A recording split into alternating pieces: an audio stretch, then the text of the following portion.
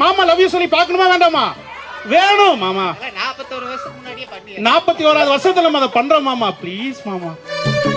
I love you. இப்படி எல்லாம் propose பண்ணா யாருக்கு தான் வெக்கம் வராது? சார் கடைசி எப்ப சார் லவ் யூ சொன்னீங்க? டெய்லி சொல்லிட்டே தான் இருக்கு. பாத்தியா? லவ் யூ மச்சான். Too much of love. அவர்தான் என்னுடைய உலகமே. ஆஹா ஆஹா.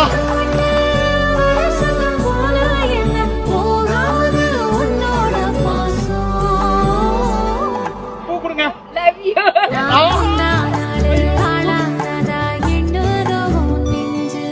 இதை விட ஒரு கியூட்டான வீடியோவை இன்னைக்கு நீங்க பார்க்கவே முடியாது.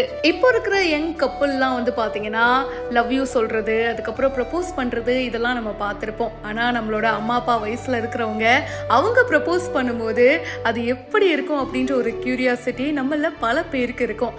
அதுதாங்க இங்க நடந்திருக்கு. ஒரு ஃபங்க்ஷனில் ப்ரப்போசல் சீனை தான் ரீக்ரியேட் பண்ணியிருக்காங்க. அதுவும் எப்படி அம்மா அப்பா வயசில் இருக்கிற நிறைய கப்பலை கூப்பிட்டு அவங்கள லவ் யூ சொல்ல வச்சுருக்காங்க.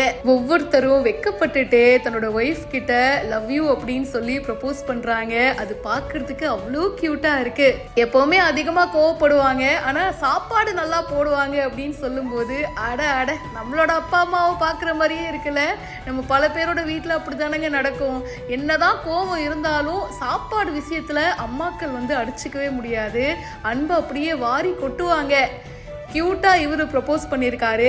அண்ட் இன்னொருத்தர்கிட்ட கேட்கும் போது நான் டெய்லி ஐ லவ் யூ சொல்லுவேங்க அப்படின்றாரு. அதெல்லாம் பார்க்கறதுக்கே அவ்வளோ அழகா இருக்கு. அண்ட் அவங்களோட ஒய்ஃப் பார்த்தீங்கன்னா ஐ லவ் யூ மச்சான்னு சொல்லும்போது இதை விட வேற என்னங்க வேணும்? இன்னொரு கப்பல் என்னோட உலகமே இவர் தான்னு அந்த ஒய்ஃப் வந்து ரொம்ப எமோஷனலா சொல்லும்போது லைஃப்ல அவர் ஜெயிச்சிட்டாருங்க அப்படின்னு தாங்க சொல்ல தோணுது.